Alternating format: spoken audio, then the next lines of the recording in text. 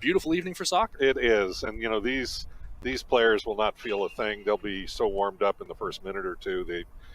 They'll just be playing soccer and keeping cool. Well, certainly no shortage of local talent on display tonight. 5 of Seattle University's starting 11 hail from Washington, 4 of them from the greater Seattle area. And for the Washington Huskies, a number of players, including several out of the Seattle Sounders Academy, although the Red Hawks have a few of their own in the starting 11 tonight. Most notably, Gabe Threadgold getting his first start for the Purple and Gold. Yeah, these two programs have played each other quite a bit. They've been playing. They played 59 games all told historically, and every year for the last 12. The weight of history does favor Washington in these meetings between the two, but that hasn't necessarily been the case lately. 3 wins apiece over the last 6 meetings. And interestingly, Jim, the visiting team has won the last 4 meetings between these teams in all competitions. Very tight, and Seattle U a number of years ago came up from Division II to Division I, and this is a game that's hotly contested. It doesn't matter what the record is or whatever. It's like any good rivalry game. You can't count on anything. You just have to go out and play the match. Well, I expect to see a couple people get stuck in. You've kind of already seen it over the first minute 30 as that ball goes into touch along the far side for a Red Hawks throw-in.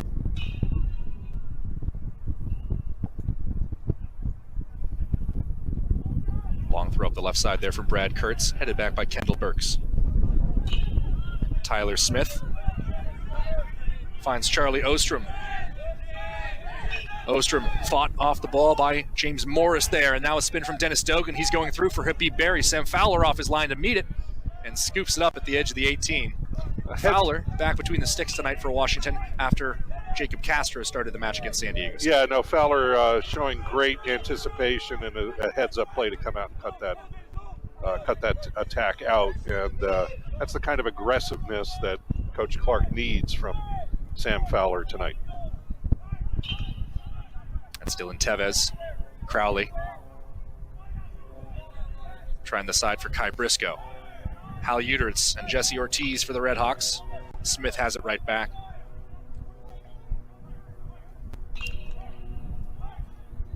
Smith, Jim, has appeared in every game for the Huskies this season, getting his first start of the year tonight for the senior.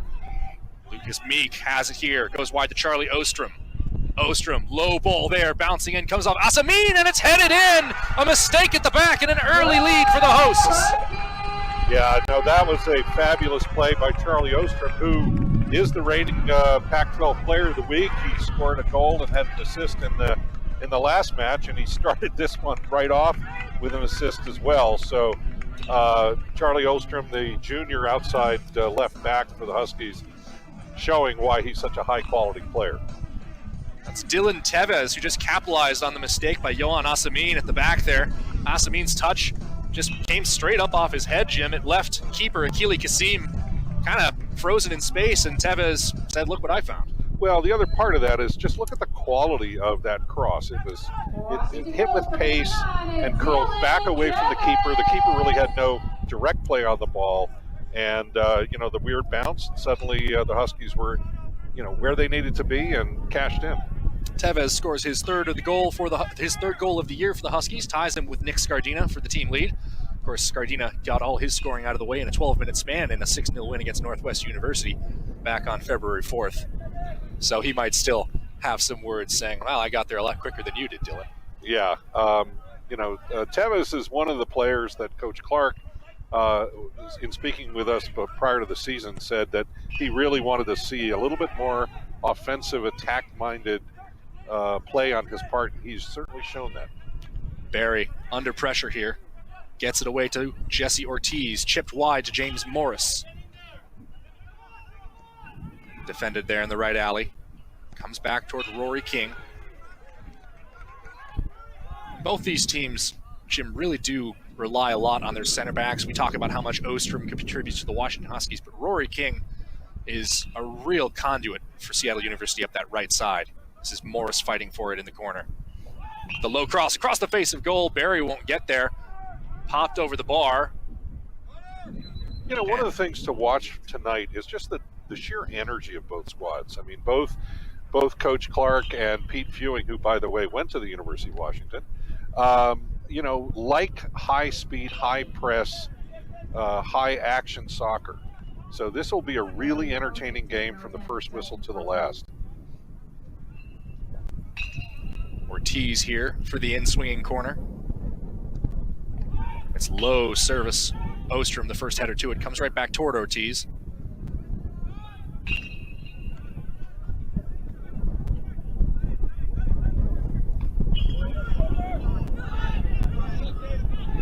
And now a dangerous opportunity on the counterattack for the Huskies. Gabe Threadgold drops it back here to Smith. Wide to Meek over on the right side.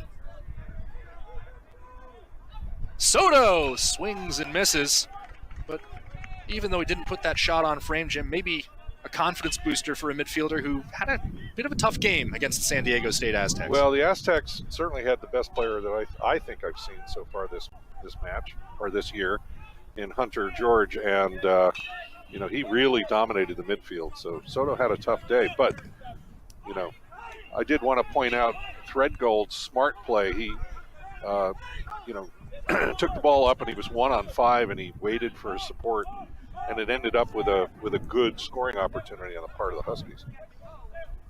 Threadgold is a redshirt freshman from Bremerton, Washington, a place that both you and I and head coach Pete Fewing know quite well. Fewing, in that span when he was not at the helm of the Seattle University Redhawks, which feels odd to say, he's been there forever, was the head coach of the Kitsap Pumas in the American 4th Division, helped lead them to a national title back in 2016. Pardon me, it was 2014 for that national title.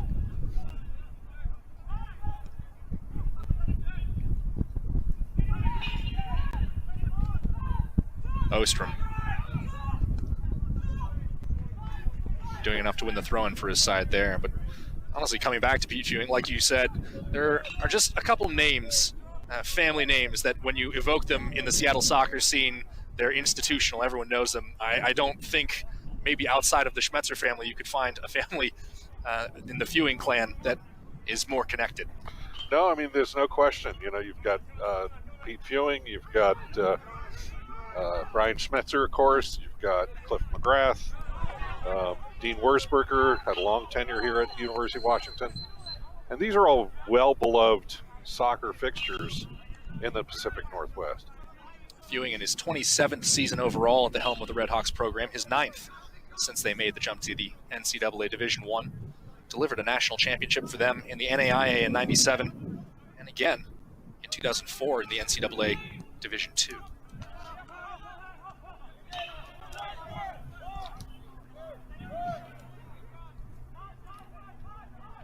Brett Kurtz tried to come inside there for Ortiz. Seattle U showing good spacing, something that we have grown to expect from Coach Fewing. Rory King gets beyond Meek. Ostrom sticks a foot in. Here's Dennis Dogan. Now, Dennis Dogan is a player to watch. He's very impressive as a midfielder in terms of distributing the ball, turning. Yeah, you know, he is a very, very talented player. Graduate student, originally from Germany, comes to Seattle University after his collegiate career at Old Dominion.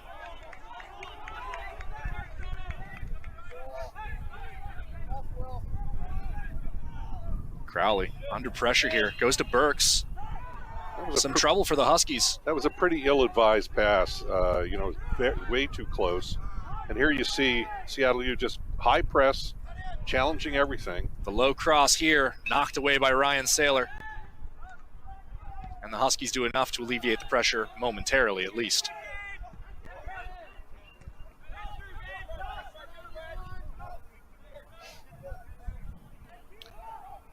Jim, for a rivalry match like this, I mean, under different circumstances, and we wish they were so, this place would be completely packed, you know, to the rafters, so to speak.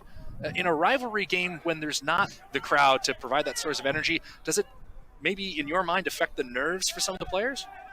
I don't think it affects the nerves, and I don't think it affects the play much. You know, I mean, these players are motivated, not because of the stands, although I'm sure they would contribute. Soto gone through here for Tevez. That's a lovely ball. Tevez upended, and Cedric Adams is okay with the tackle. Shoulder to shoulder, he said. And he was very definitive. There was no question about it. He said, nope. Burks. Back pass there to Saylor. Fowler allowed to pick it up. Saylor played it with his knee. And no, that's the wrong call from Cedric Adams. It's only a deliberate pass with your foot. If you play it with your knee, which Ryan Saylor did, Fowler's eligible to pick that ball up. It's not a deliberate back pass, Jim. And that's what Fowler was saying, is he knocked it off the knees. And now it looks like Cedric is going over to check with his AR to make sure. Exactly the right thing to do as a referee. As you know, I am a ref. So it's a commonly misunderstood portion of the back pass law. Now, Saylor can't chip the ball up to himself with his foot and knee it back. That actually would be a cautionable offense for using trickery to get the ball back to the keeper. But right. And if it's on the bounce like that, he is more than entitled to pop it back. That's true. Now we'll see if the center reverses his call. And yeah, he's changed his mind. It'll be a drop ball coming back out. Good officiating overall, like you said, Jim, just checking in with the assistant referee and getting things right. And Ray Moffitt is one of the best referees in the state of Washington, and refs Pac-12 games all the time. So it was a good interaction on his part to correct the misinformation on the part of the center referee. Well, Washington leading 1-0 through 10 minutes here. Dylan Tevez headed in a bouncing ball. And both these teams' back lines right now, Jim, making some difficult and sometimes errant decisions under the pressure that both these attacks are throwing at them. Yeah, no, and you can definitely tell Seattle University is really pushing to get an equalizer, as they well should. These teams are very evenly matched, as you pointed out. The last 6 have been 3-3. I think UW holds a scoring advantage 10-8 in those games. So it's very tight, and I believe the last time they played in the NCAA was 2017, with Seattle U coming out on a 3-2 victory. Yeah, it was a night much like this one in terms of temperature, if not for match day atmosphere. Now that's an excellent play on the part of Fowler. He came out into traffic, caught the ball, held it, fell to the ground. Sort of like old-time goalkeeping.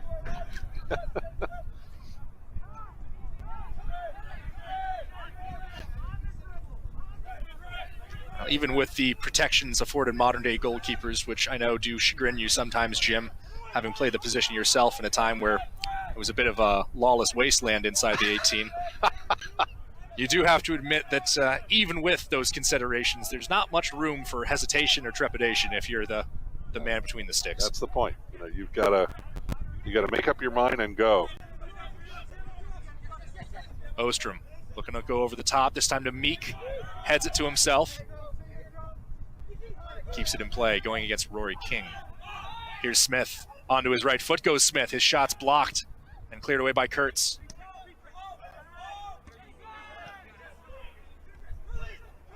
Taken back over by Ostrom on the second ball. Tried to get it to Tevez. Brad Kurtz doing a nice job of intercepting. Now, Charlie Ostrom didn't like the fact that he lost the ball on that distribution, so he went over and sort of abused the left back and got called for it. So good, tough play on his part, though. Asamin past midfield with the free kick. Ryan Saylor sends it right back. Sam Tesler. Tesler, familiar with both sides of this rivalry, you could say. Was a Washington Husky in 2018, a season that he redshirted before making the change over to Capitol Hill from Montlake.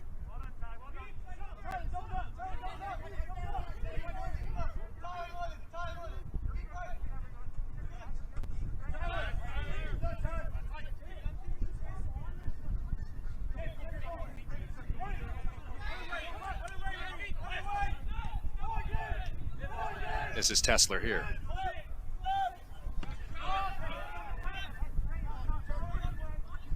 James Morris.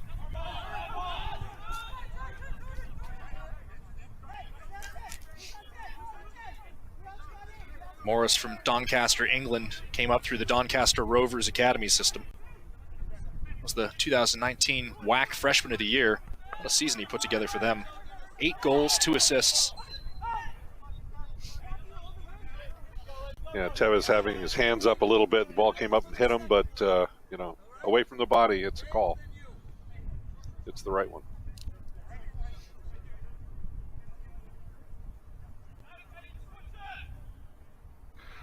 Nice thing about tonight, in addition to having no cloud in the skies, there isn't much wind. We've had a lot of wind at Husky Stadium in some of the previous matches that we've called, and it's really had an effect. It's nice to see tonight that it isn't as much of a factor. And it's something that the Red Hawks, at their home ground at Championship Field across town, deal with a little bit, but not to the same extent. There's a lot of buildings around there that help knock a lot of that wind down. As this is Jesse Ortiz taking over. He's gone wide to Rory King.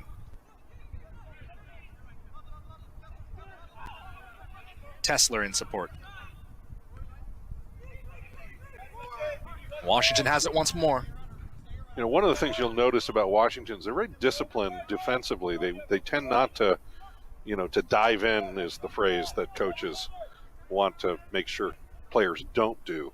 And as a result, they tend not to get beaten as often because they don't just overcommit too early. Quickly restarted here by Seattle U after winning the free kick. That's Noe Meza out in the left alley. Shoulder to shoulder with Kai Briscoe, he goes. And Meza doesn't come square to the cross. Out for a goal kick. Yeah, Kai Briscoe is another local talent that I think really has a huge upside. He's a freshman. And his pace, his decision-making is very impressive.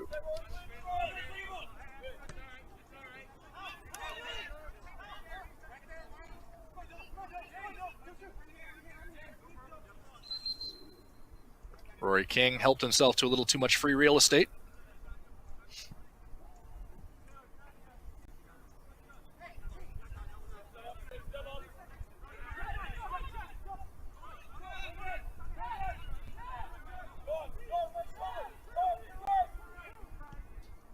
Kept on the ground here to Crowley. Habib Berry back checking, gets the ball.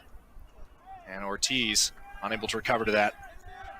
So, nice idea, but as a goalkeeper, the distribution has got to be crisp. And if you're not sure, you know, move it out of there. Don't turn the ball over in your offensive third. Heavy touch from Morris. He's inside the 18 here and will win another corner for the visitors. You definitely get the sense that Seattle U is very good on set pieces like these corners. You know, they have some tall players, but of course so do the central defenders for University of Washington. Reality corner kick taken number 10, Justin Ortiz. Will be Ortiz. Last time he failed to get the ball past Ostrom at the near post. Goes far post this time. And might have overcorrected a little bit too much, Jim. Yeah. Yeah. It's one of those things that most coaches are like, where's the player on the far side of the penalty box to make sure that doesn't happen? You hate it when it goes over and there's no one there.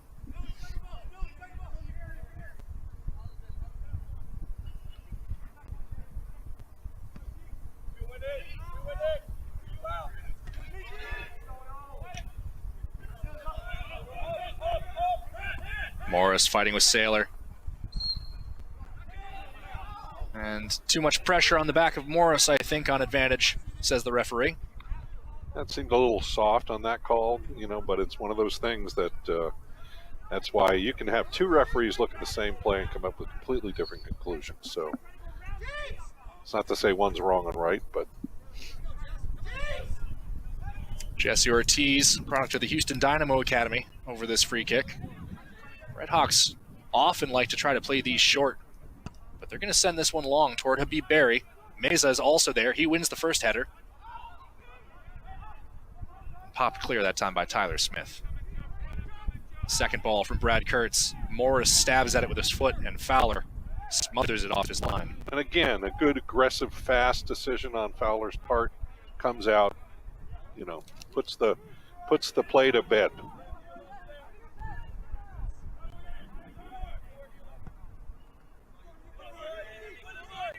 Meek, another header moving forward. Don't think we've seen him lose one through 18 and a half minutes here. Yeah, Meek is a energizer bunny for the Washington Huskies. He's just relentless. He's tall. He can win balls in the air, and underestimate him at your own peril. Of course, I mentioned Tevez and Scardino with 3 goals apiece earlier. Should have mentioned Meek.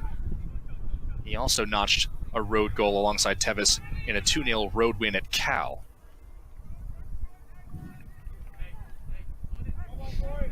And that to go with a 7-minute brace that he recorded against Gonzaga. Well, you'd have to say that Seattle U has dominated play for the last, 15 minutes after that quick goal. They have really pressed it. The Huskies having a tough time even getting the ball out of their own half of the field.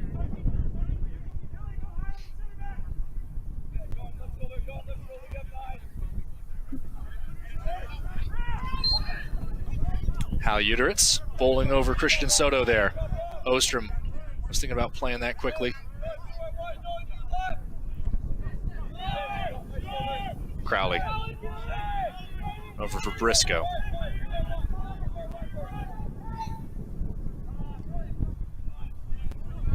You like the idea from Briscoe. It's a clever ball, just caught it a little bit too square. But Briscoe's decision to take it inside is something that we'll watch, particularly when it's further up the pitch, because often people don't assume that the outside back is going to make that decision to go inside. They tend to say, okay, their job is to go down the end line and cross it in. But when you have that pace and his moves, he can, in fact, attack diagonally. Just a reminder for those of you tuning in at home that the scoreboard you see at the top of your clock is an unofficial estimation. Official time, of course, kept between the scorer's table and down on the pitch as Briscoe wins the free kick there.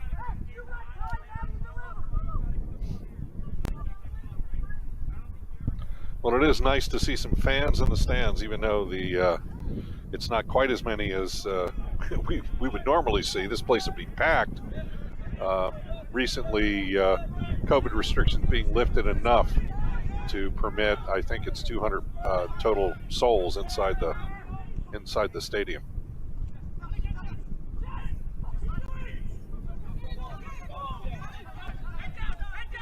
King back to Tesler. He'll go all the way back to Kasim. Jim, I don't think has touched the ball in the last 10 minutes. Right. I mean, Seattle U has been dominant, although they haven't gotten a dangerous scoring opportunity. Ortiz tries to pop it over the top to Morris. Ostrom had the confidence there that ball was going to carry enough on the header for Fowler to pick it up. I like his decision to switch the point of attack here, because pretty much the Huskies have been going up the left side. And that means the Seattle U has been cheating a little bit. Tevez is beyond Asamin, but Asamin did enough to force him to leave the ball behind.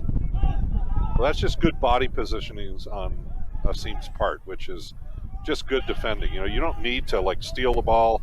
All you need to do is ride the player out and cut off his real estate, which he did a nice job on in that case. Talked about Dogan, one of the graduate students on this team. And you have Asamin, who's a junior, originally from Marseille, France, and a transfer in from St. Francis College. Well, that ball went all the way to the baseball field. And they're wrapping up practice over there at Husky Ballpark, and someone gets an extra jog, as it were, to track that ball down. A lot further than 90 feet, Jim. Well, I'll tell you what, at 46 degrees, there's no way you can get me out playing baseball and hitting the ball, that's for sure. Here's Threadgold, pokes that to Tevez. Crowley, upended there. Charlie Ostrom. Meek. Ball's gone out. Now he's going to stop the clock. Ryan Crowley is getting a talking to from Cedric Adams. I think he was upset that a foul wasn't called. Adams came to check on him but didn't stop play, as he's not under any obligation to do so unless he believes there's a serious injury to Crowley. I think this is just a, hey guys, lower the temperature on those tackles. He was absolutely right to let the play on him because the Huskies still had the ball. And you don't want to, give up a scoring opportunity. It's a throw in here from the near side. Ostrom goes short and will not be allowed to go short just yet. Now you might see his longer range throw here. Oh. Short once more to Tevez. Slips in across there. It's cut out by Meza at the near post. Briscoe just swipes at that one.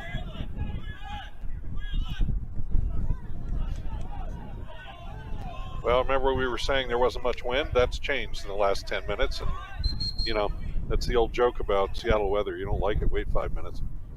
Another stoppage in the clock from Cedric Adams. And this time it's Charlie Ostrom being called into the headmaster's office. Ostrom feels he was pushed.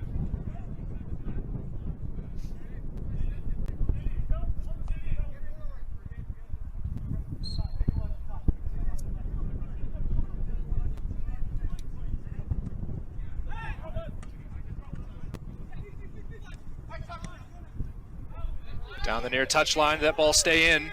It did. Huskies will have another throw in.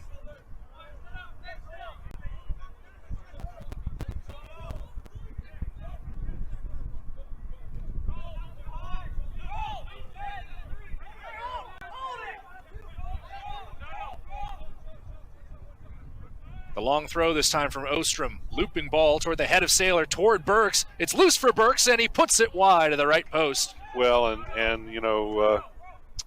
Asim came out of the net and did not get to the ball, so he was wildly out of position. Lucky that the Huskies didn't put a second goal in there. I'll never forget one of my coaches saying, Jim, if you come out, make sure you get your hands on the ball. And if you can't get your hands on the ball, don't come out. The master of tautology. Barry wins it once more. Uteritz. Meza. Over toward Uteritz, but it's too long for him.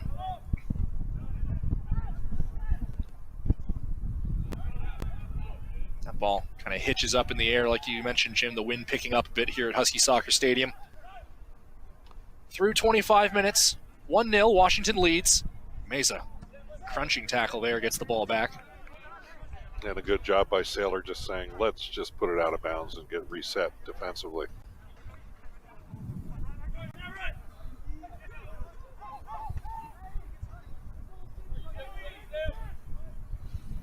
Tevez brings that ball down well. Try to go back inside to Soto.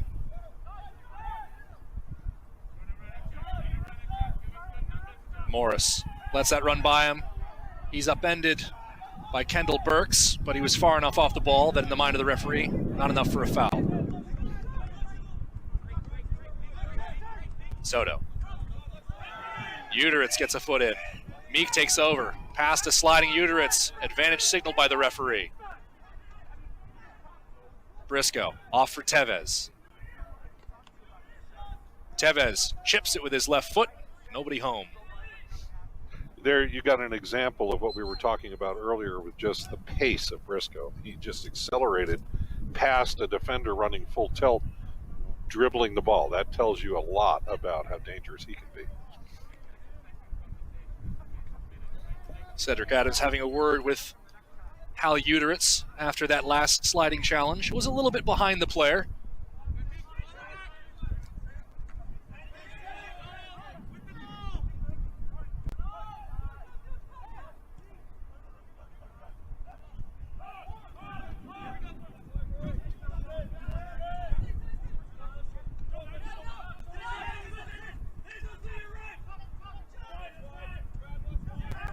Barry wins it once more.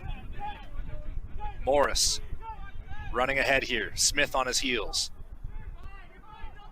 Scoots it back for King. King's cross over the head of Ortiz. Washington with the chance to clear. Jim, the third or fourth time tonight that Habib Berry's won the ball back in the attacking third for Seattle University. Well, in that case, Charlie Ostrom's being a little too cute. If he had made a nice move to get past the first man and then tried to get past the second one, and that first touch was just a little bit too far out in front, and he lost the ball. So that's a good play on the part of the Seattle U Redhawk there to pressure. And that's exactly the kind of turnover that both teams have to be very, very careful about. Berry, one of the two Redhawks on this roster to have scored against Washington in their last 4 meetings. Scored in the 39th minute to equalize in that eventual 3-2 overtime victory in that first round NCAA tournament game back in 2017. A match that I'm certain Jamie Clark still remembers, and none too fondly.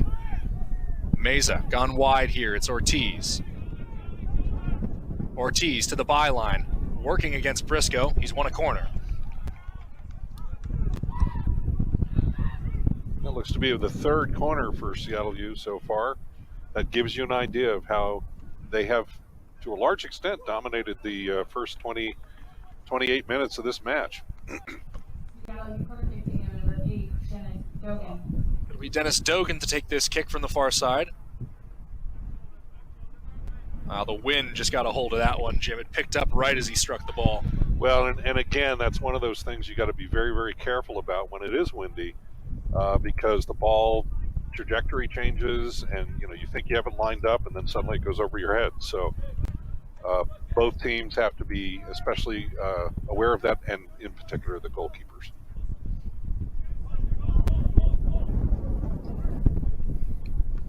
Fowler kicking into the wind. Another header win for Meek along this near touchline. Meek brings that down nicely. He's past Tesler. Squares it. Comes behind Dylan Tevez. Well, that ball was 4 inches further forward, Jim. That would have been 2-0. No question, and it's a beautiful cross on his part. On the ground, didn't try to overdo it. And those kinds of balls just have a way of making their way through the traffic. Counter attempt for Seattle University comes to nothing. Another overhit cross. Well, you definitely get the sense that Seattle U is going to have an opportunity to tie this game up, because they are being very effective in pressuring the Huskies.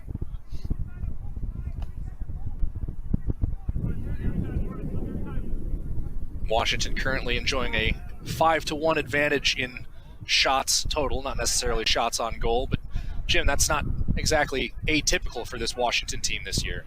No, in fact, through the first 5 games, they've outshot their opponents 103-16. So they do tend to put a lot of pressure. Through ball there for Tevez, and Tevez could be off to the races. He's hauled down there. Well, Hal Uteritz with the veteran foul, and smart enough to do it further out, Jim, as opposed to letting Tevez get further downfield where that could be a red card. This time, just a yellow. Right, and had it been within 5 yards of the box, that might have been a red card for denial of an obvious goal-scoring opportunity. But nothing subtle there. However, this creates, I think, one of the more dangerous locations for a free kick, because the Huskies can loop it in over the 18, which is probably where Seattle U will set up, and that gives a wonderful opportunity to put the ball between the 6 and the penalty spot, making it very tough for the goalkeeper to come out of his goal. It also makes the Seattle U defenders face the goal, and that's just as hard as it is for the keeper. Ostrom and Tevez over the ball. Ryan Saylor and Kendall Burks, the center backs, the obvious targets. This one coming in. Asamin gets the header. And Morris manages to turn it to the outside. Clever touch from Morris, and he's on his way. Look at Soto racing back in recovery. Morris tries to cut it inside, and Kai Briscoe all the way across the field from that right back slot. Now he's leading the counter. Tevez turns, looks for space.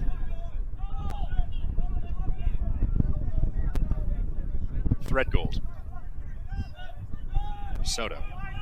And the Huskies will ease off the gas a little bit, let everyone get back into position. End-to-end soccer, Jim. Well, and side-to-side soccer, because that was Charlie Ostrom all the way on the right side of the field taking Briscoe's spot.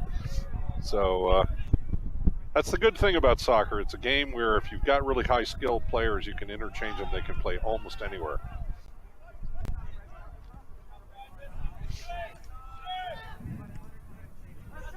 Tevez plays it with his first touch. Now Soto. Again, a great cross. Unfortunately, no Husky back at the penalty at the outside of the penalty area to collect it.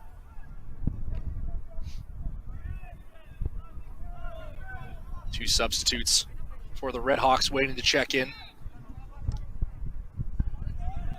at the next available stoppage. Smith working against Ortiz. Ortiz wins out.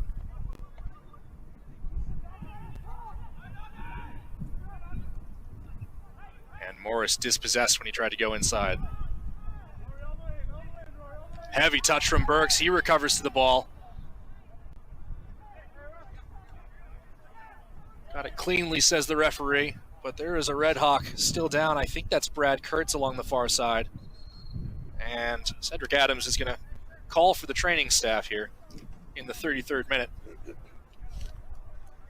Well, Burks just took a really heavy touch, raced to recover to the ball. Jim, were his studs up on that in your mind? No, but he did hit with the shin high on the other player and is frankly lucky that he didn't get a foul call. I don't think that was a cardable offense by any means, but it was a little bit aggressive. And again, you know, sometimes your best bet is just to turn the ball back and knock it back, make the easy play. He was trying to continue to advance it.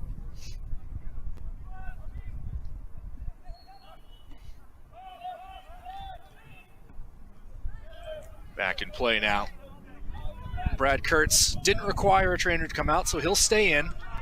Keep an eye on how he's moving the next couple minutes. Saylor puts that into touch, and we have our first changes of the match. Abdel Kuku and Munier Hussein coming on for the Red Hawks. Hussein coming on for Morris. Kuku coming on for Jesse Ortiz. Kuku eligible for selection once again for Seattle University. He was sent off in the 90th minute of that 1-1 draw the Red Hawks had against UNLV. Basically, full two-arm tackled a player who had gotten by him outside the 18. Was sent off for denial of an obvious goal-scoring opportunity, but didn't concede a penalty kick, and the Rebels were themselves reduced to 10 men in extra time. That match finished 1-1. Yeah, you know, it's we call those professional fouls. In rugby, you'd call it a good tackle. Well, he saved a try, surely, Jim. as Kalani Kosa-Rienzi will come on for the Dogs. Well, the other player that came on is Hussein, and his sister graces the blades of grass here at Husky Stadium playing for the University of Washington women, and she is a force to be reckoned with. Both of them siblings with Hassani Dotson, local talent currently plying his trade for Minnesota United in MLS. Fowler swings, nearly whiffs at that one, and Burks is going to bail his keeper out here. And does enough to draw the free kick. Clever defending from Burks. Yeah, honestly, he did a great job just staying on his feet there because they were pushing each other just plenty. And then finally, the Seattle U player just pushed him a little bit too much. But Fowler is lucky that you know, he got bailed out because that was a serious mishit. He was trying to thump it, and you know, sometimes it's just important to put a foot on the ball, open your foot up, and just get it moving. Well, and of course, that was a little South Puget Sound battle that just took place down there. Hussein from Federal Way, Burks from Tacoma. As Fowler picks up that ball under pressure from Hussein. You reckon those guys might have come across each other during club ball or a pickup game a time or two? I think you can pretty much count all of these high-level players that play Washington college soccer have mixed it up a few times.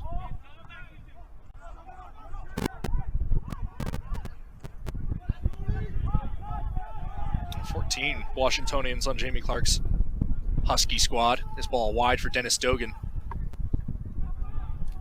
Nice. Here's Kurtz. Pass. Poke to Cuckoo. Rory King was looking for Hussein. Kosa Rienzi. Threadgold. And wide to Tevez. Lovely looking return. Will it stay in play? Sam Tessler decides to make sure it doesn't. That was a nice job of working it out of the right side of the field on the part of the Huskies. They knocked it back, went outside. That shows great poise. And make no mistake, the Redhawks are putting high pressure on the defensive players for University of Washington, hoping for that turnover. Hussein.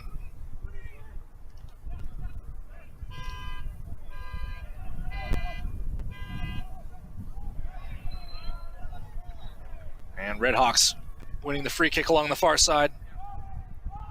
That's Dogan, who, with the change in Cuckoo coming into the central midfield role, it allows Dogan to get out wide. That's where he's had a lot of success for Seattle University so far this year.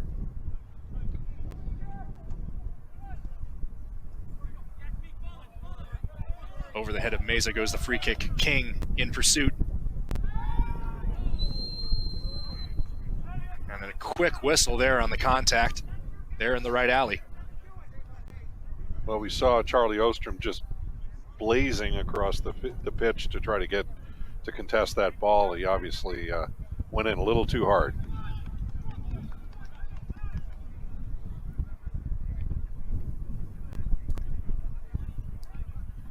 Again, this is a very dangerous location for a free kick for the Huskies to defend.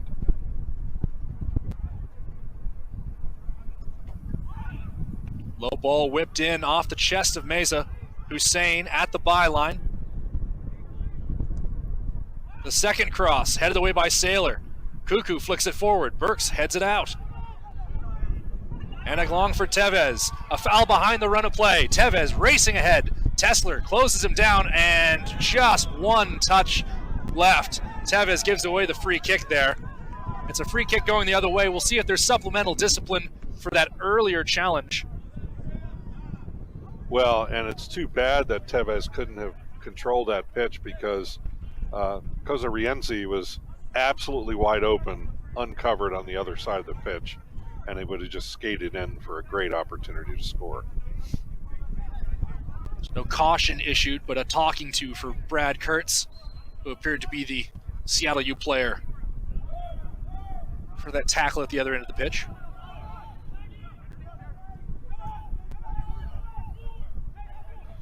Boy, both these teams just so opportunistic, Jim. Really able to capitalize on any mistake that you make. Well, they're both very fast and very skilled, and are, basically live for the counterattack. So, if you give up something, just like you saw with the Huskies, they were suddenly down the pitch. Here's Hussein. Dogan. Cuckoo. Wide for King. Left-footed cross from King. Burks with the initial header. As it comes out of the air, it's struck toward goal by Uteritz. Didn't connect cleanly with it, but did enough to record the first shot on goal, I believe, of the match for the visitors. Yeah, and the thing to keep in mind is what a great job Burks did, not necessarily in winning the header, but not allowing the Seattle U player to win the header. We call that canceling them out, and that's so critical. And often you think, well, if I'm not tall, I can't compete for the header. No, that's not true. Meek, some nifty dribbling here. Meek's inside the penalty area. He's gone down. And Jim did his best job of selling it, but unlikely to get that call. Yeah. The temperature of the match is kind of boiling on the edge here. And the referee's going to have to make a decision about pulling out one of those colored cards to tone it down, because these guys are competing at a very high level. So far, Uteritz, the only man booked, was back in the 31st minute.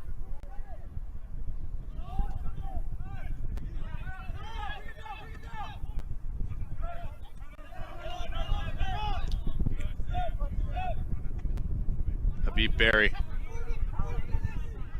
looking for support, finds it in Dogan. Dogan slicing in here. Dogan's gone down, and still not enough in it, says the referee. You get the sense that in order for a penalty kick to be called, it's going to have to be a pretty dramatic tackle or an obvious handball or something.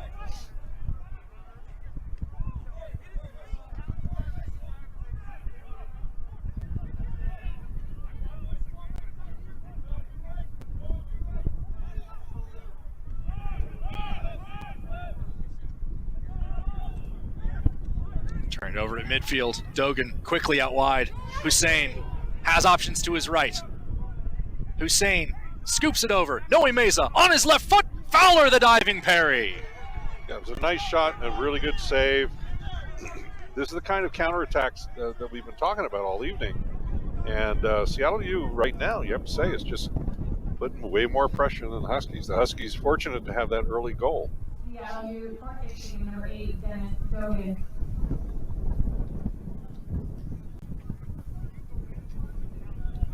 Dogan to take the 4th corner of the evening for the Red Hawks. His last one was carried by the wind. We'll see if he strikes this one further from the goal line as he tees up the in-swinger.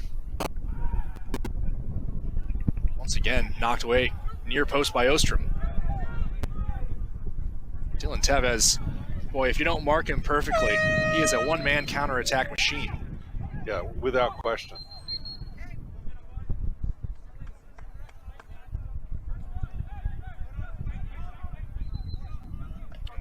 The referee waving the substitutes away. It's Seattle University's throw-in, so Washington not eligible to make changes at the moment. And they're just going to hold up play really quickly to let the Huskies get back in position, as there was a miscommunication about whose ball it was, Jim. Right.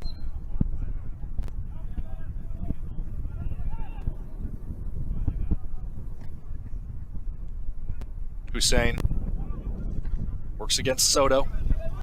Ostrom. Gone ahead toward Threadgold. Tesler does enough to clip him off the ball. 44th minute unofficially, 1-0. King.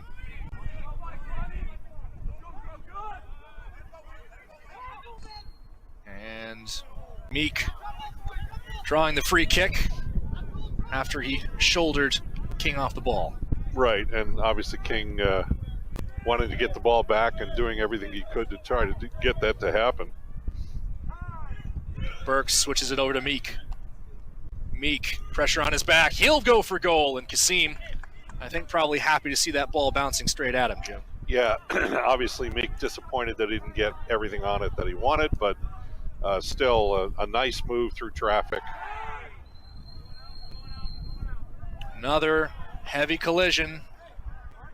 And as we tick toward halftime, like you said, temperatures simmering in this match here at Husky Soccer Stadium.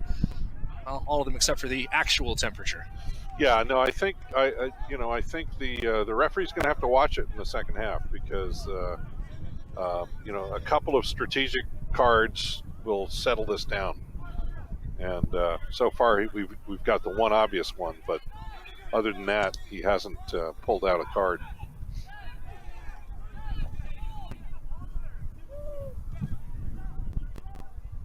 One minute remaining in the first half. 1 minute remaining. The announcement of the 45th minute being reached here at Husky Soccer Stadium. Dogs leading 1-0 over the Seattle University Redhawks. Again, we just saw Fowler almost make another really dangerous mistake back there in distribution. He was going to roll it out, tried to change, and then he thought about changing his mind, and the ball just sort of leapt off his fingers. That could very easily have gone straight into the feet of Habib Barry.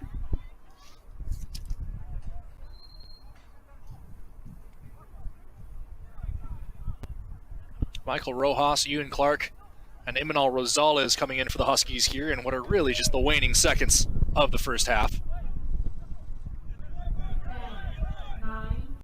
The countdown is on.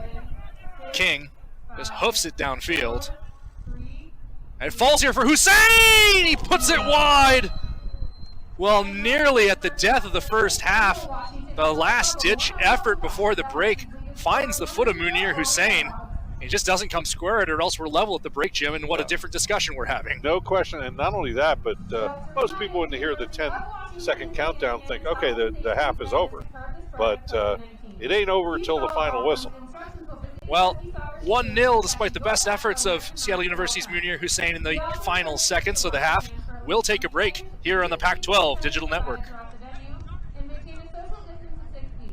Stay healthy, Huskies, and thank you for attending tonight's game. As student athletes of the Pac-12 Conference, we have a responsibility to support and spread the information we know is right when it comes to diversity and inclusion. World shouldn't be about color, it should be about equality.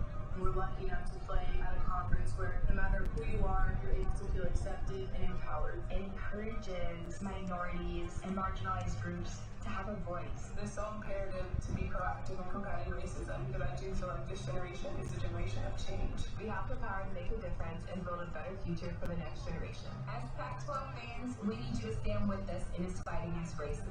We have the leverage and we have the momentum right now. Why should we wait? Use your voice unapologetically and confidently, and the many who pay attention to Division I sports will follow. Not only do we need to recruit a diverse group of people, but we need to create an equitable and supportive environment for these individuals. It's what makes us the conference of champions.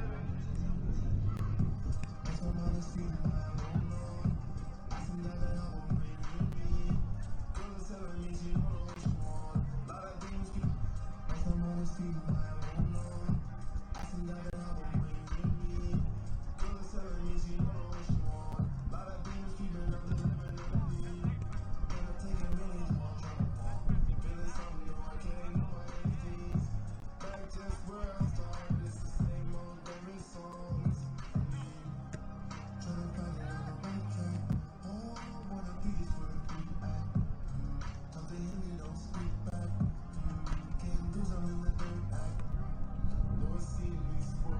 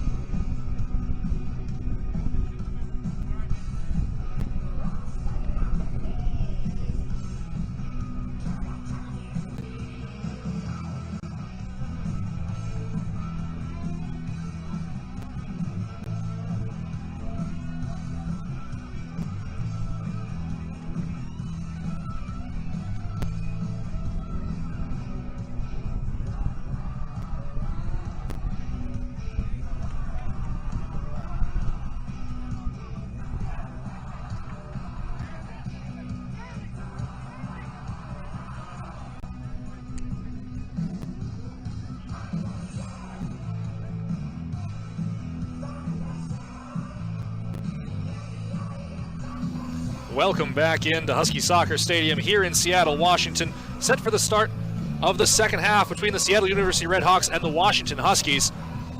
Huskies leading 1-0 through 45 minutes. They scored in just the third minute of play. A cross from Charlie Ostrom was misplayed by Redhawks center back Yohan Asamin, and Dylan Tevez went skyward, finished it off with a great leaping header.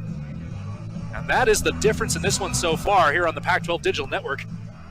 Hi there, everyone. Thanks for joining us for the second half. Andrew Harvey, joined by my father, Jim Harvey, here for the second 45. Jim, Redhawks down on the scoreline, but not down really in this game. No, they actually played a really good, 43 minutes of soccer that first couple of minutes, giving up that quick goal. But they have pressured. They've had way more corners. In fact, UW doesn't even have a corner.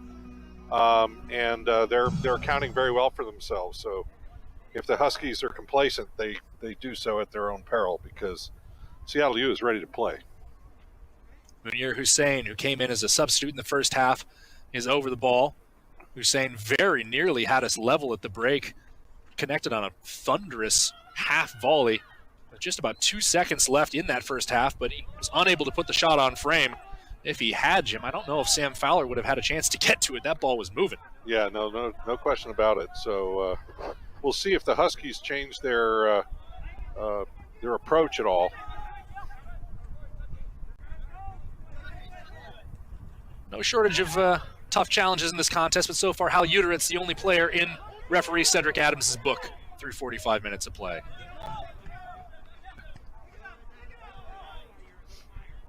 One away there by Kalani Kosarienzi. Wide here for Dylan Tevez, the goal scorer.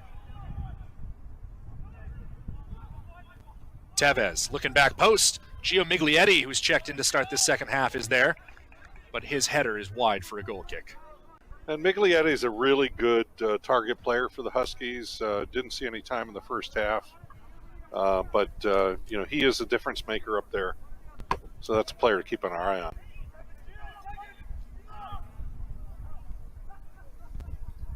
Junior from Hawthorne, California, came through the Seattle Sounders Academy system.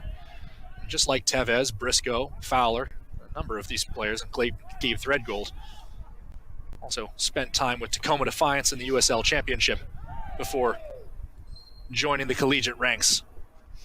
Free kick for the Redhawks after an advantage doesn't develop.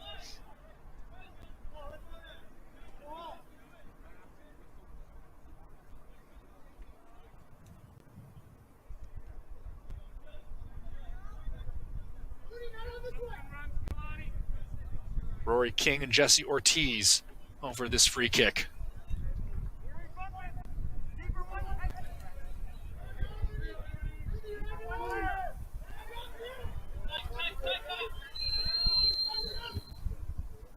It's from Ortiz. Ball drops in, header from Morris, appeals for handball, nothing given. Came off Ryan Crowley. The Redhawks sideline is certain that it was a handling offense. Jim, did you get a good look at it? I didn't see it. I think if it did hit his arm, it hit his chest first. So that would sort of obviate it. But it didn't look like an obvious one to me. Advisement, I believe, under the current handball law, the wording is something akin to not normally a handling offense if immediately after having been played by another part of their body.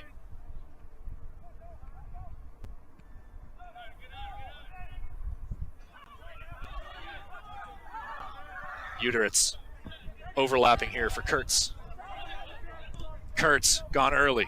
Morris. Dogan. Well, Dogan steamrolls Burks but can't get back to the ball. Now it's Soto. Miglietti lurking off Asamin's shoulder. Tevez. And stood up with a hard challenge. Gone over the top. Fowler's off his line. Morris has played himself through. Can he finish? Morris turns it toward goal. It's the wrong side of the net. It remains 1-0, Jim. But what a touch from Morris, and Fowler caught in no man's land. Yeah, again, Fowler is making some errors, in my view. That was one that he should not have come out for. The Husky defender was side right next to to the Red Hawk attacker. There's no need to come out that far out of your net, and almost paid the price.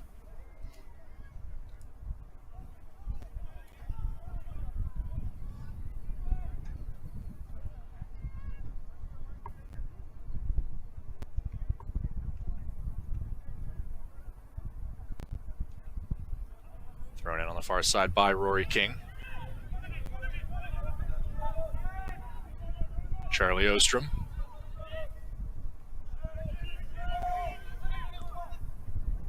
Burke's going to try a long ball of his own. Miglietti. Imanol Rosales pops it over Asamin.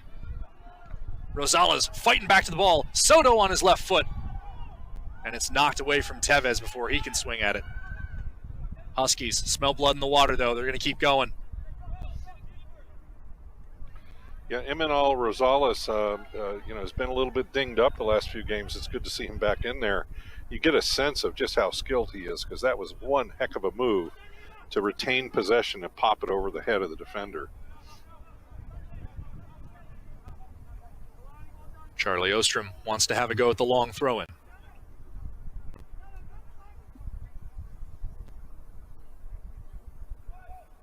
Off the head of Ryan Saylor. Bounces into Akili Kasim, who wants to spring this counterattack. Morris trying to fight off Briscoe.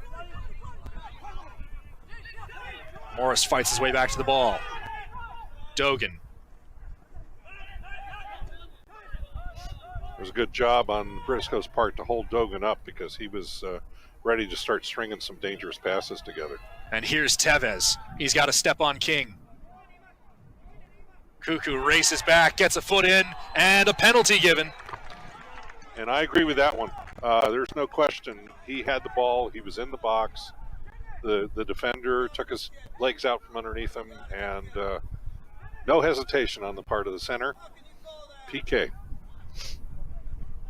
Well, the Red Hawks upset about it. Abdel Cuckoo in particular, he's the guilty party.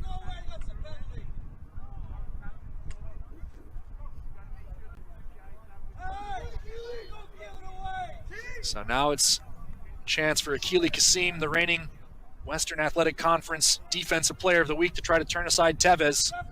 Tevez looking for his third penalty kick goal in as many matches for Washington.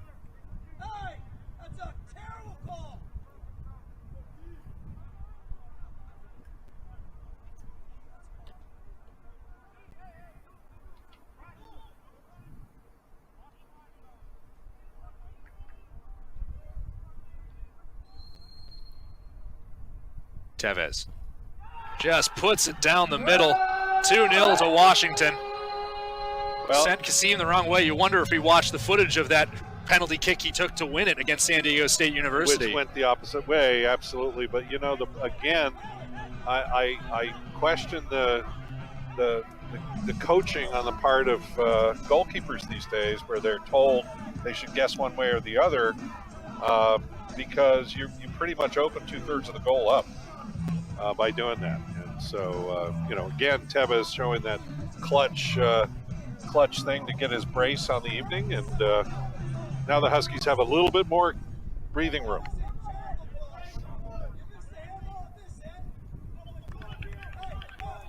Tevez now leads the Huskies, 4 goals on the season for him.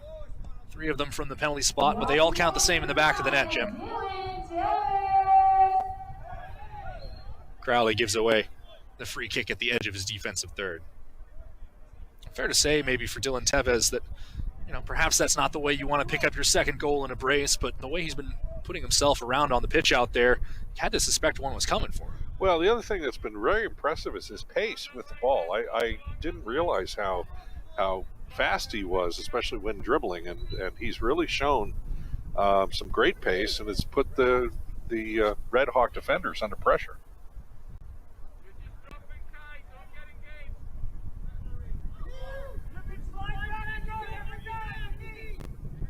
Two in the wall for Washington. This kick a long ways out. King and Ortiz over it. Ortiz spinning it in toward the head of Asamin. Dogan looking to bring it down. He fires, and it's wild. Cedric Adams is thinking about it. He's not yet indicated anything. and now is signaled for a goal kick. Yeah, I didn't see anything that caused that. Gogan hit the ball hard and then fell, and maybe he was pushed a little, but I agree with the center in that case. Nope, no PK.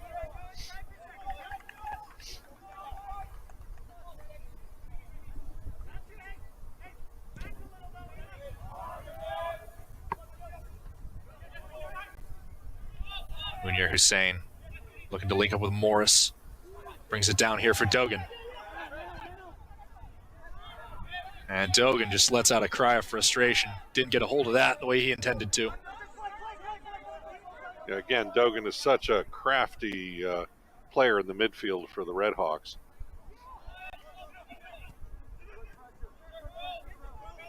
Asamin trying to fight off Crowley. And whistle's gone here. Looks like Crowley's the beneficiary of the free kick, although, Jim, you probably could make an argument that you could have given one either way there. No question. And, it's college soccer. These guys are very competitive. So there's going to be pushing and shoving. And Cedric Adams is going to come over here and have a word with the Redhawks bench. Pete Fewing, not happy with the penalty kick call, was making his displeasure known.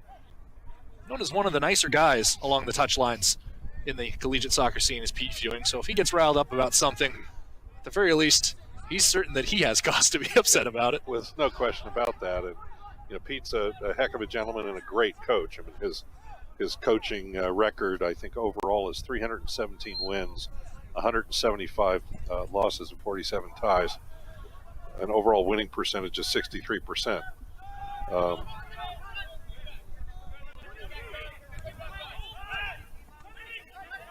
So 2-0 here in the 54th minute with Jim. A lot of time and a promising chance here for Morris. Trying to loop back inside for Hussein, and just Ryan Saylor, steady as a clock back there on that back line for Washington. No question. That's what you need out of your senior leader in the back line. He's also showing Burke how to do that himself next year when he's going to be the senior leader in the back line. Early ball in. Fowler gets beyond him. Fowler got a touch to that. Actually, that was a very great save. It's one of the most deceptive ones to see because the ball's coming over. You don't know whether the Seattle U player is going to get something on it or not. And he didn't, and he was watching the ball well enough to deflect it around with his left hand around the right post. Ortiz, his corner, into the mixer. Cuckoo comes off his shoulder. And now Imanol Rosales will try to dribble free. Tevez drifting to the far side. King stands him up, has it back. Asamin just sliced it. We definitely get the sense that the intensity for Seattle U has just gone up a notch. If the first goal created more intensity, this one's really created some intensity. They really need to get a ball in the back of the net in order to have a chance at this match. Morris tracks the ball so well out of the air. Does Morris normally does a great job of bringing it under control with his first touch. Let him down a little bit that time. Now it's Miglietti trying to victimize Tesler, who beats him back to the ball and receives the quick return. But really an exceptionally good play on Miglietti's part to first collect that ball and then knock it down the sideline and still compete for it.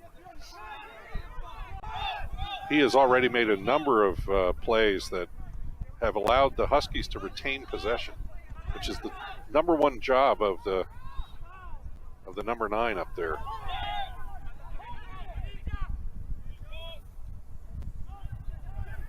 Dogan's acrobatics can't hold on to the ball. Ostrom through traffic, and Kasim snap save on a bouncing shot. Got down quick for that, Jim. I think that was a good example of somebody, taking a counterattack from, say, 45 yards out and surprising everybody by getting a shot off.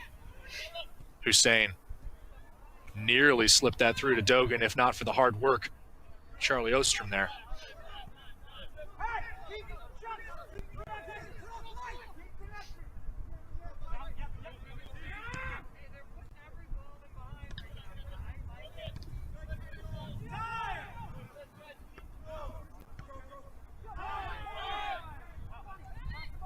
Here's Kalani Kosarienzi.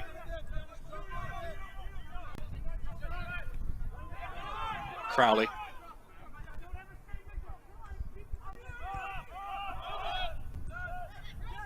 Burks, heavy touch, recovers to it nicely.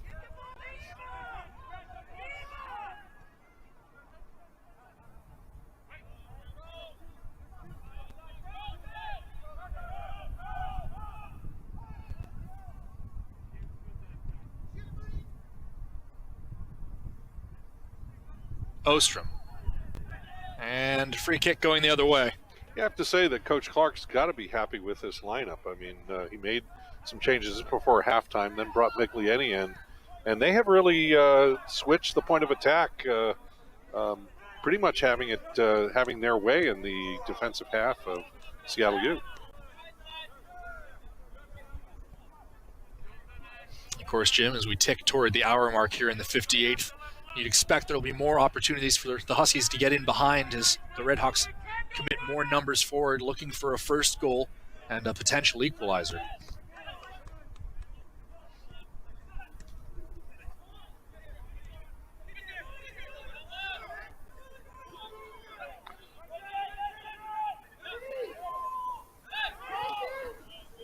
Tevez. Kosarienzi. Gone through for Miglietti. Is he onside? We might find out. Great acceleration there from Tesler to beat him to the ball.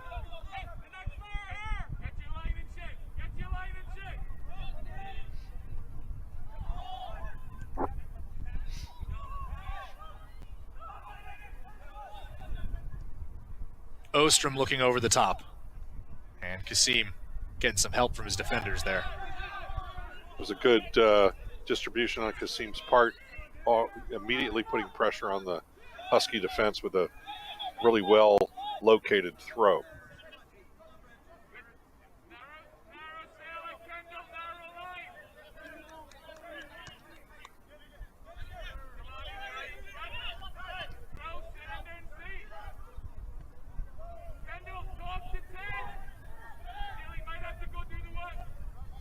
You know, people often just look at goalies as the last line of defense and not necessarily the first line of offense.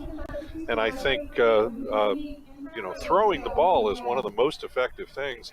If you can quickly start a counterattack, you know, ball comes up one side, you collect it, see a teammate on the left side of the field, and you get it right to him. Now suddenly the normal pace of play is disrupted because you had a quick distribution. Lucas Meek has returned here for Gio Miglietti. About 15 minutes for Miglietti here to start this second half. We'll see if we see him in the waning moments of the 90. Kurtz comes inside for Morris, tried to go back to Ortiz.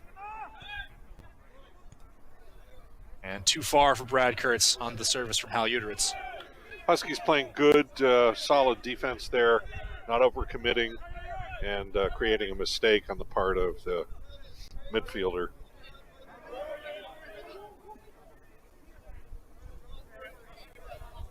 Kai Briscoe just launches that ball on the throw-in.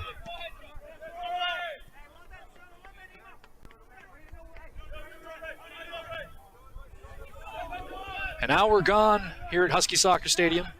2-0 in favor of Washington over the Seattle University Redhawks. Dylan Tevez has both goals. One from open play and one from the spot.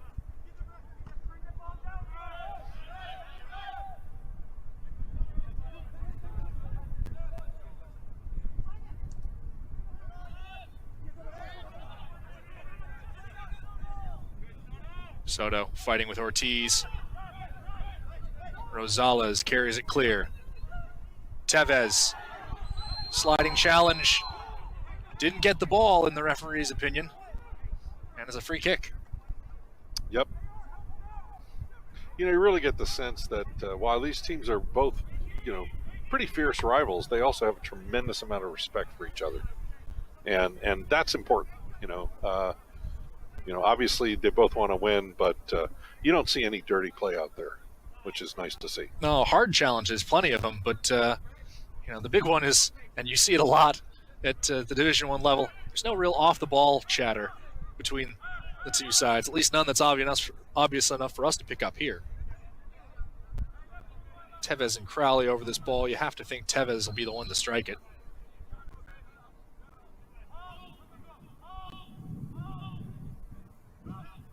Tevez chops it in. Header one from Uteritz coming out. That'll be a free kick.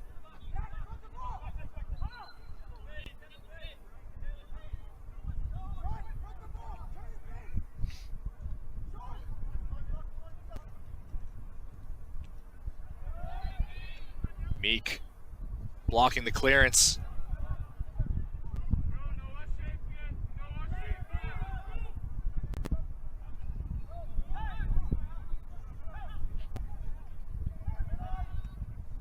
Redhawks calling for Habib Berry and Noe Meza to head toward the halfway mark to check back into this match.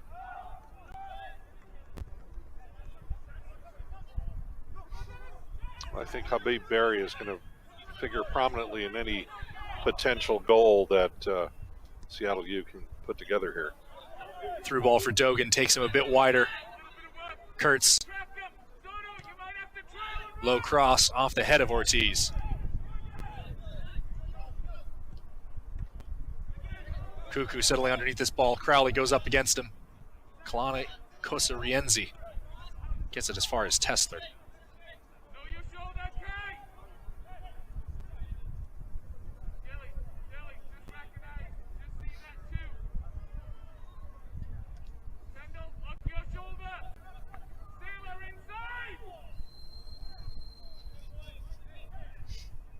Now the Redhawks free kick along that far touchline.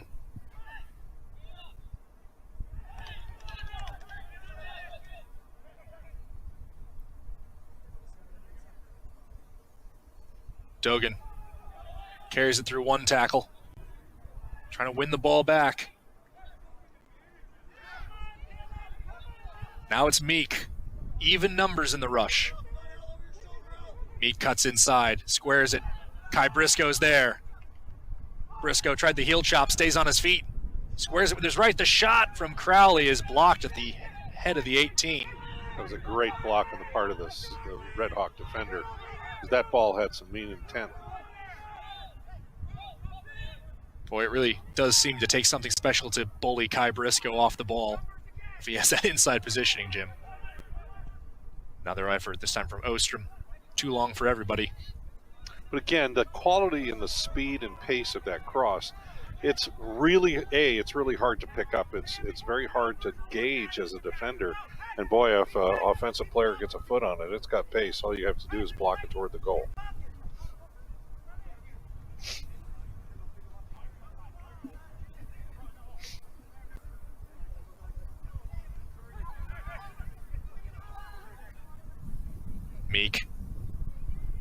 Meek, short range here, and Meek has gone for the chip himself. He scored the narrow angle goal. And hang on a moment. They're discussing something. I'm wondering if the ball went out of bounds before he was able to get it across. So, and it looks like the goal has been given as the Huskies have resumed celebrating. Well, Lucas Meek, that is just ridiculous to try that from the goal line. Well, again, Meek, we have talked about him being relentless. That's a perfect example of it. And he is, again, he's, I guess, tied with Tevez with 4 goals for the season. He picks up his 4th tonight and does it in a cinematic fashion. Some real flair there to go for that chip at the near post. Well, Meek is an interesting player because he's, he kind of runs strangely, and you can easily misinterpret how skilled he is. And that goal was just tremendously skillful with a ridiculous angle. I mean, just good for him. Well, the Redhawks really up against it now. 3-0 down, 25 minutes to go. Stranger things have happened in the world of sport, but Jim, you certainly have to imagine if there is a comeback for Seattle U, they probably need that first goal pretty quickly here. Well, no question about it. But again, I don't think the score reflects the game at all. This is a way closer game than a 3-0 score would have you believe it is.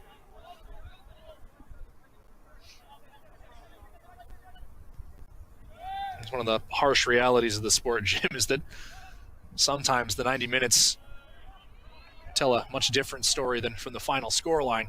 Meek up the far side, Tesler in hard for the challenge, puts the throw in out the far side. Excellent play by Tesler to clear that one out. Meek again streaking up the side with the ball at his feet, and he left no doubt.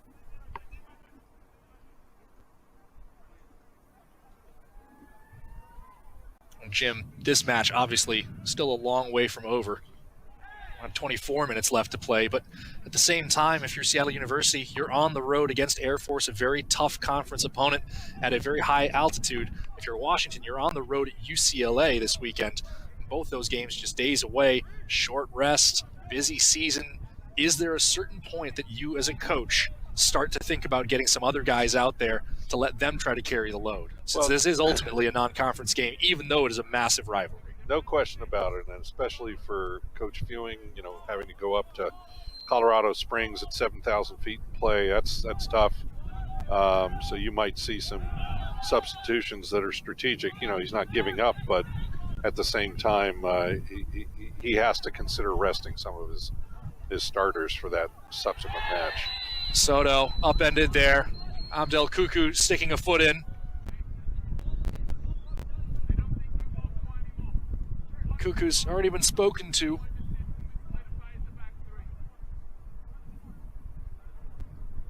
And it looks like it's just a warning, but a final one for Abdel Kuku.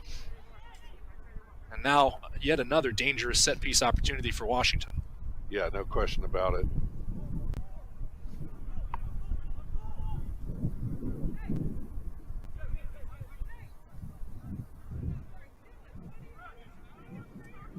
Redhawks set 4 in the wall.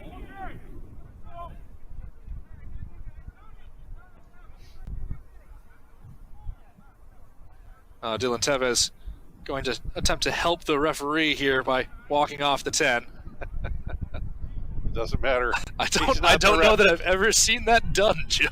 No, and Dylan Tevez's steps were a little bit elongated, so that's pretty cute. Ostrom strikes it low. Kasim, the diving stop at the left post. Still in here for Tevez. Rosales spins out of trouble.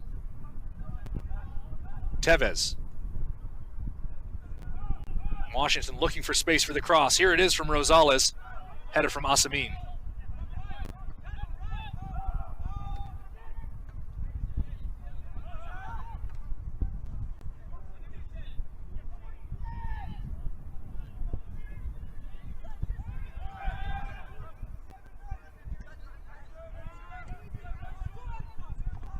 Kai Briscoe just trucked Brad Kurtz, stayed on the ball.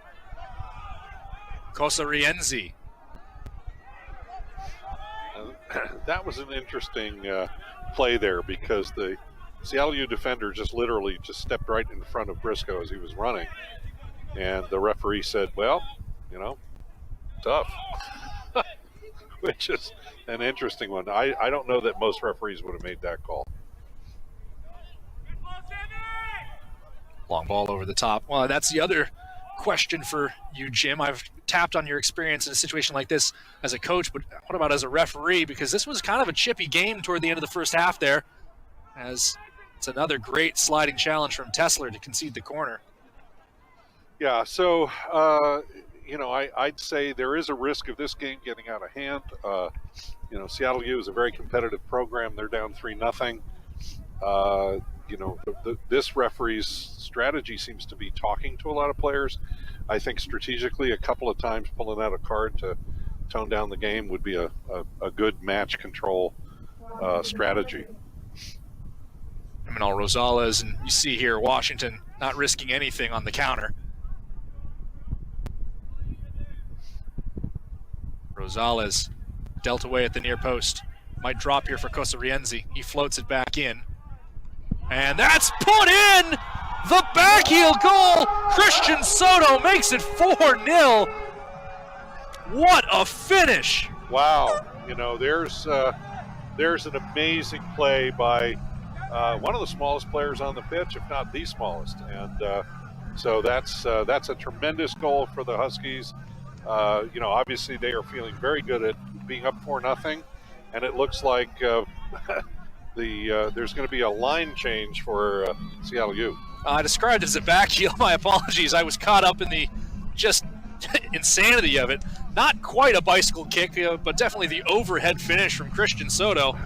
And boy, you just don't really expect Christian Soto to win that many balls in the air. No disrespect intended to the man, but that was quite the positioning to put himself past Kasim there. Yeah, no question about it. And the thing that was remarkable is how much pace there was on the shot. Walking over number 14, Christian Soto. Soto, a fan favorite here, immediately gets stuck in for that ball along the near side as well.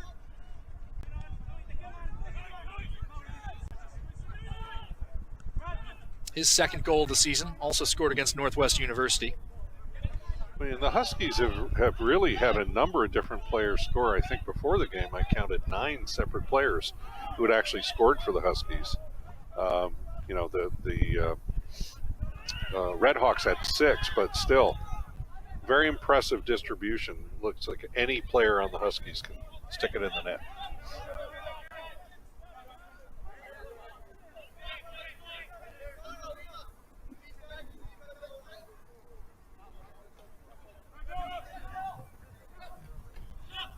Well, Habib Berry and Noe Meza back on here for the Redhawks.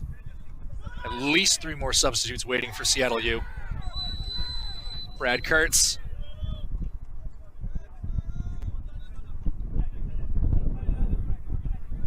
The latest man called into the headmaster's office and will be the second man shown a yellow card here in the 70th minute. I think a good call on the part of the referee. Very important right now to try to control what could, you know, get a little bit out of control. So.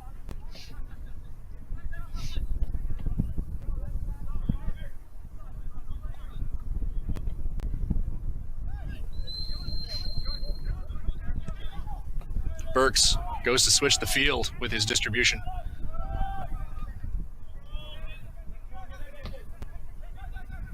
Ortiz looking for a call there, not going to get one. Soto just throwing himself around there, really fired up by that goal. Bouncing dangerously here. Burks breaks it up. Berry brings it down. Morris chops it back up.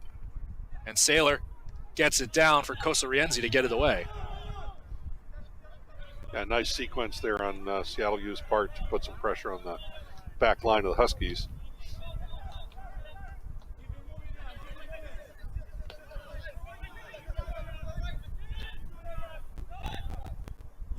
Asameen trying to slip it through.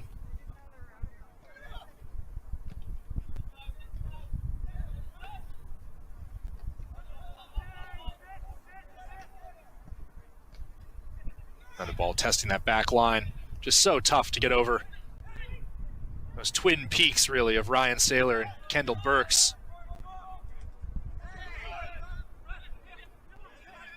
Good idea by Rosales to try to backheel that just barely.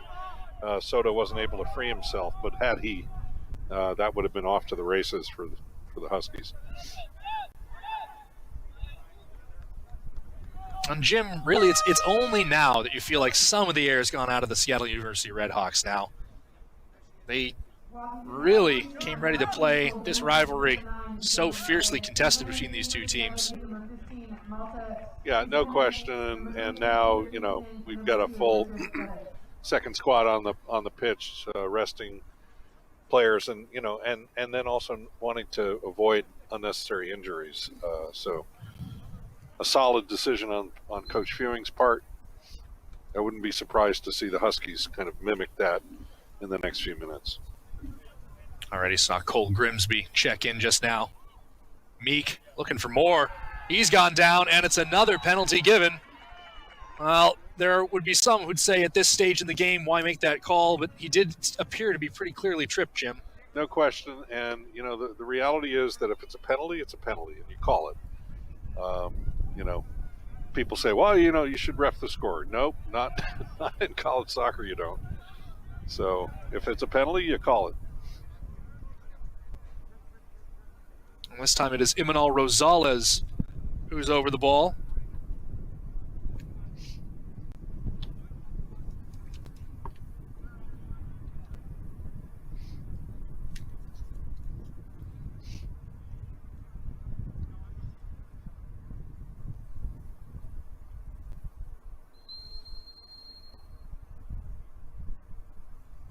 And Rosales skies it. Jim from 12 yards out, got to put it on frame. It's kind of impressive to get it over the bar, actually, when you think about it. But no, it's obviously Rosales is thinking, "Oh my gosh, how did I sky that?"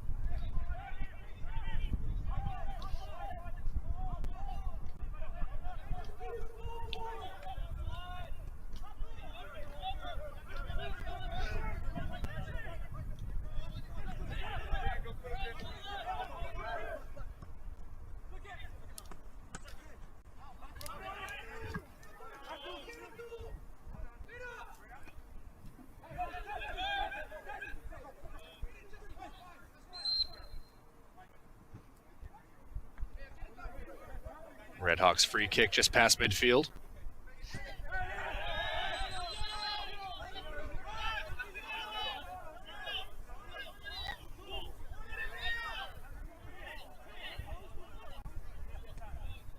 Well, Abdul Kuku tried to restart it quickly with a man right in front of him. Was hoping to claim that Christian Soto was failing to respect the required distance on a free kick. Morris, clever touch from him. King takes over. Heavy touch from King. And Saylor will just shepherd that out for a goal kick. Well, you know, the other thing you notice is there's no drop-off in intensity and hustle on either team's part. I mean, the Husky starters that are still out there are going as hard to, you know, in the 72nd minute as they were in the first. Tyler Smith going to check in for Christian Soto here. Soto so far, Jim, I think it's fair to say, has the goal of the night with that overhead effort as he was losing his footing, really, to make it 4-0.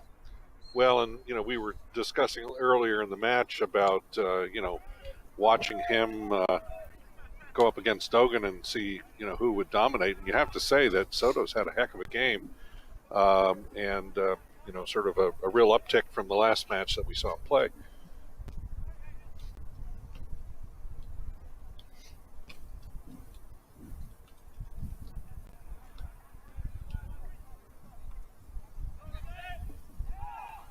Quickly in by the Huskies. Ortiz with it for the Redhawks.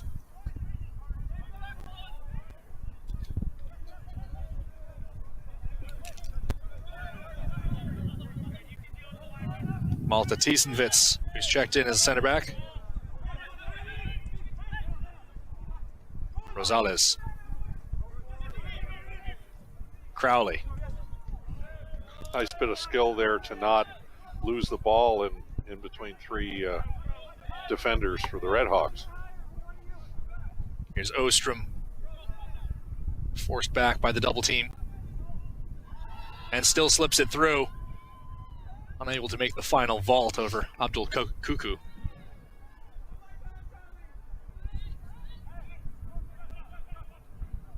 And here's another one of those Charlie Ostrom's throw-ins that could be a long one. Not in this case, but he's a weapon. Ostrom, a left-footed cross here, looking for Grimsby. Kasim on the doorstep, spilled out of his hands, gone for a corner. Came off his defender, Jim, so even if he hadn't secured that ball, it would have been a corner. Right. Still a good effort to try to save it. I mean, 75 minutes gone, 15 to play. Washington really using about a 17-minute burst to score 3 goals here in the second half. Apart from that, these two teams have been right at one another's throats all match long.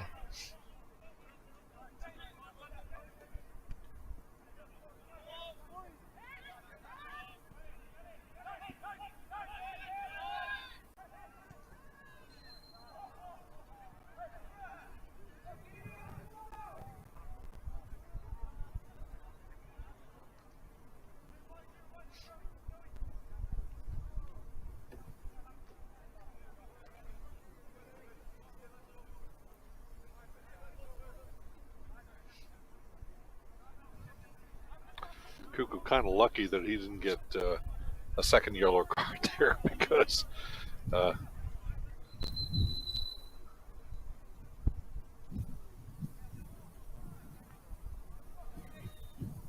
and Cuckoo is booked here. Not just his first yellow card. Oh, Hal sorry. Uteritz and Brad Kurtz, the other two players. Okay, sorry about In that. Cedric Adams' book. Well, I was going to let it slide under the radar, Yeah. but then he went and got himself booked, Chip. yeah, there we go. Well, obviously he was yakking at the ref because that's the only reason that that card would have been pulled out in that situation. Silly way to get a card, really.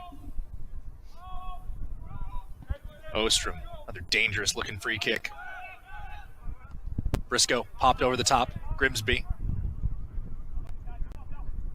looking to head it down for himself. Can't keep it in play. You know, it's one of those things as a referee. You know, if you make a call and somebody is complaining about it, you're not going to change the referee's mind. So it's best just to accept it and move on. But that doesn't seem to be the typical thing these days with some of the college players.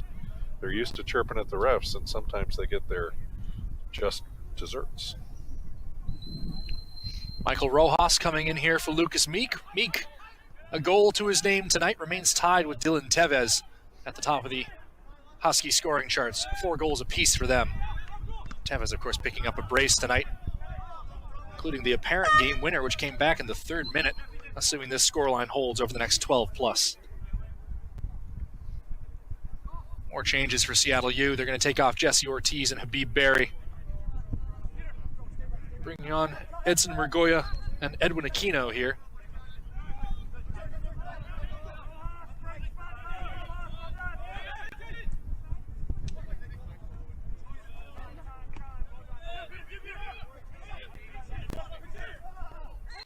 Rosales has fouled Tiesenwitz there.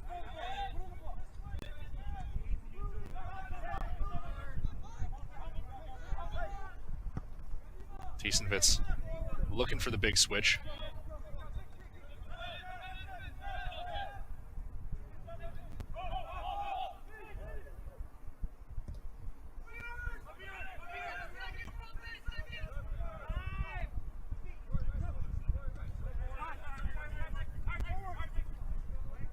Briscoe really stretched for that ball, and he's a little bit lame coming up, and quickly back to his feet.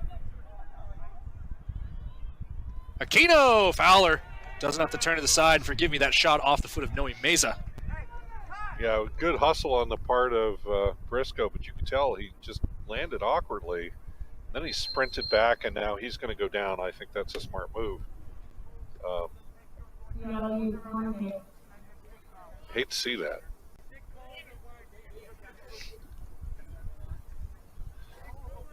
And the trainer's out on the field, so I have to think that they've stopped the clock here. But yeah, just an awkward ball. He recovered to it, managed to get it back to his teammate, but really lunged for it. Yeah, certainly hope that it's nothing too serious. Right. Briscoe, just a really important part of this Huskies back line. Well, and it could be as simple as as just a cramp, but nonetheless, gutsy play on his part to sprint back. Okay, the trainer is stretching him out, so.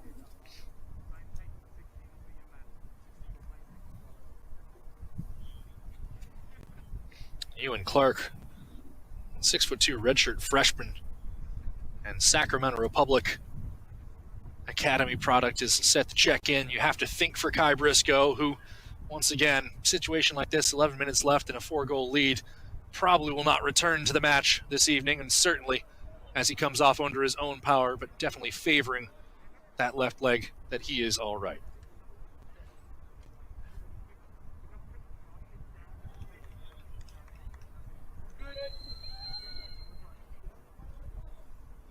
Corner coming in, Fowler gets a hand to it. Nifty little flick by Rosales to turn it wide. Yeah, it was a good punch on Fowler's part. Obviously you'd rather have it go up and out, but he just, got it enough out of the box, and then a nice touch on the part of his teammate. crunching tackle there. And that's from Peter Kingston, who subbed on a few moments ago. Koza Rienzi has had a really nice match. I mean, he's had a number of attacking runs with the ball at his feet and created some good passes. He's got to be happy with his play tonight. Grimsby taking his time over this free kick. Falls into the hands of Kasim, but pretty good trajectory on that, Jim. Yeah.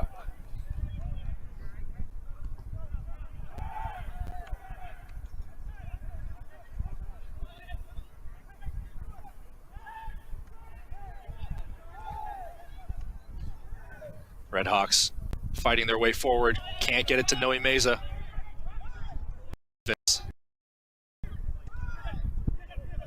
Meza just not allowed to turn toward goal at all. Aquino. Tiesenvitz wants to return. So did Kuku.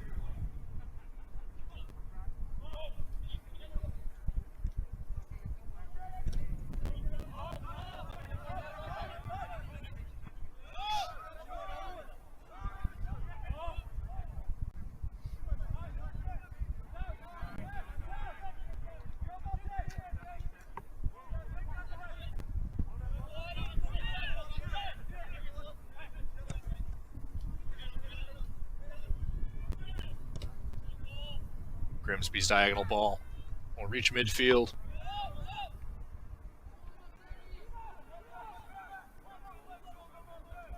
Rosales using body fakes to create some space for himself really well.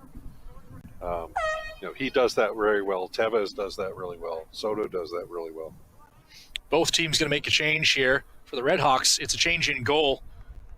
Zach Nelson going to come on here for Akili Kasim. Meanwhile, Jason Baca on for the Huskies.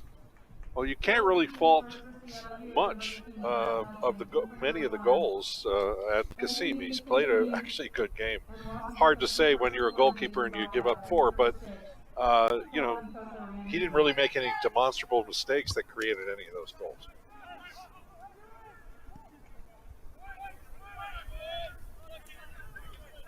Grimsby. I think he thought he had more space than he did there, Jim, as he tried to drop that ball into corner flag.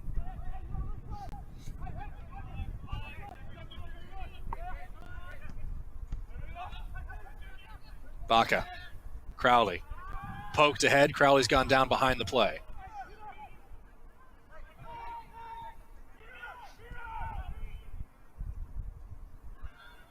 Michael Rojas working up that far side. His cross blocked out for a Washington throw.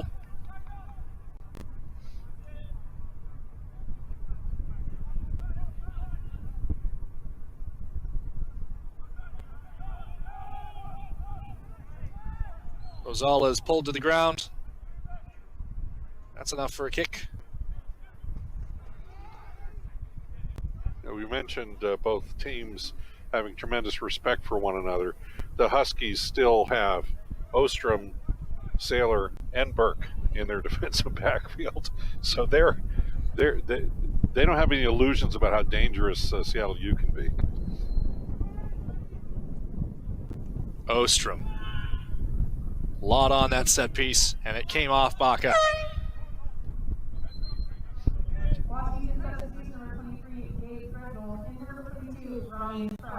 Gabe Threadgold, who got his first start for the Huskies tonight, going to be brought on here for Ryan Crowley in the game's waning moments. Crowley having another really solid game for the Huskies. He's the kind of player that you don't necessarily call out, and yet he's just made a lot of really skillful, poised decisions back there at defensive center mid. Huskies have another change ready to go. Scott Gustafson, the freshman from Ashland, Oregon, checking in here. His third appearance. Will come on for Charlie Ostrom. Michael Rojas will slot to left back.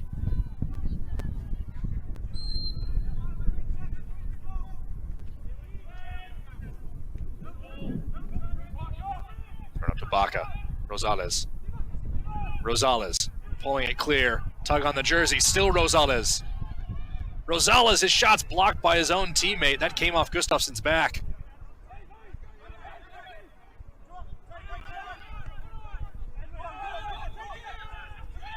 Both these teams still battling.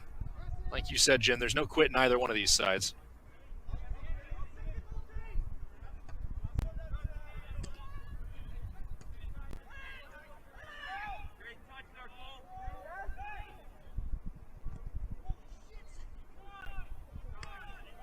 Nice job. Well played there by Grimsby.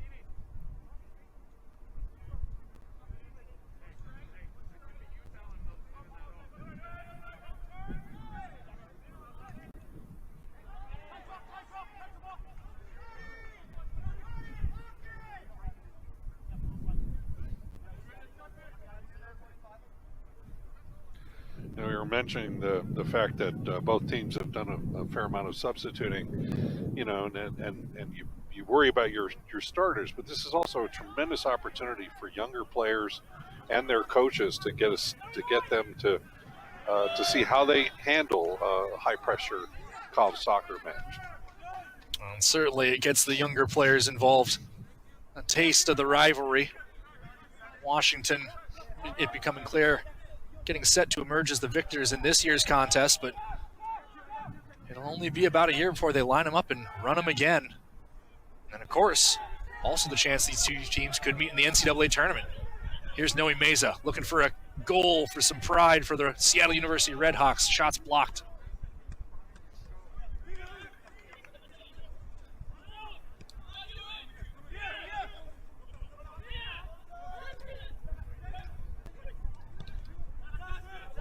Well, one thing you do notice is that the players that are playing in the back four for the Huskies are all veterans. Kingston. James Morris across the face of goal, and Meza wait too far back on it.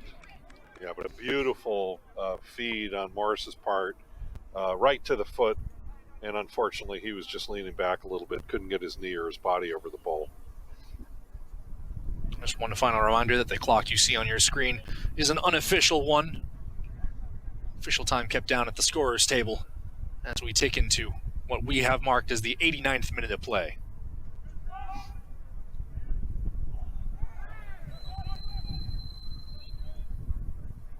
And Jim, we're at a stage of the match you kind of just think that pretty much any form of contact will probably draw a whistle just to see out these remaining 90 seconds or so.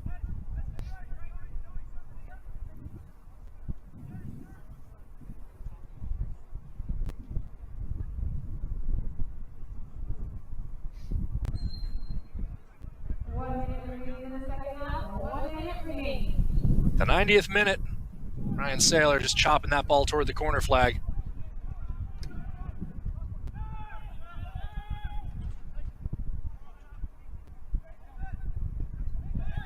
Redhawks nearly scored what would have been a fantastic equalizer in the final minute of the first half.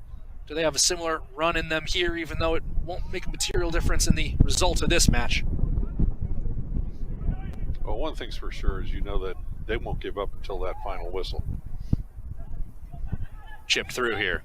Broken up. Clark on the ground toward Baca. Kingston runs him off the ball. Kingston working in for Aquino. Regoya, his low cross, and Fowler happy to see no white jerseys around him. He'll fall onto that ball, and the Washington Huskies will emerge as the victors in decisive fashion here at home in the WAC 101 Club Cup. And Jim, it really was a very entertaining night.